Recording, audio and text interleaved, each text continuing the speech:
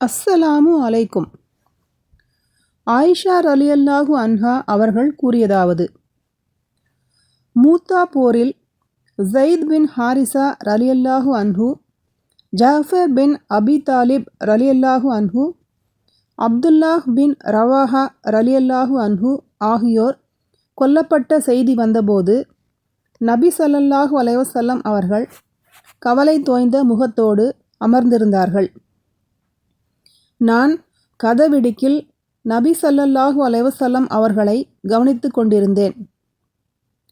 அப்போது ஒருவர் நபி ஸல்லல்லாஹு அலைஹி வஸல்லம் அவர்களிடம் வந்து, ஜாஃபர் ரலியல்லாஹு அன்ஹு அவர்களின் வீட்டு பெண்கள் ஒப்பாரி வைத்து அழுவதாக கூறினார். நபி ஸல்லல்லாஹு அலைஹி வஸல்லம் அவர்கள் அவ்வாறு அழுவதை தடுக்கும்படி கட்டளையிட்டார்கள். அவர் சென்றுவிட்டு மீண்டும் வந்து, அவர்கள் தமது சொல்லுக்கு கட்டுப்படவில்லை என்றார்.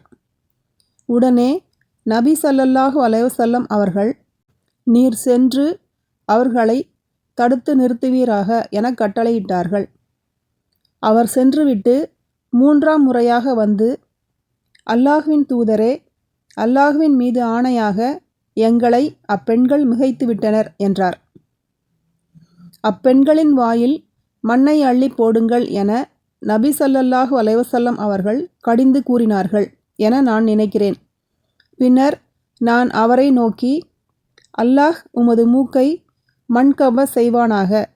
அல்லாஹ்வின் தூதர் ஸல்லல்லாஹு அலைஹி வஸல்லம் அவர்கள் உமக்கு கட்டளையிட்டதையும் உம்மால் செய்ய முடியவில்லை, இன்னும் அவர்களை தொந்தரவு செய்வதையும் நீர் நிறுத்தவில்லை என கூறினேன். சஹீஹ் புகாரி 1299, அத்தியாயம் 23, ஜனாசாவின் சட்டங்கள்.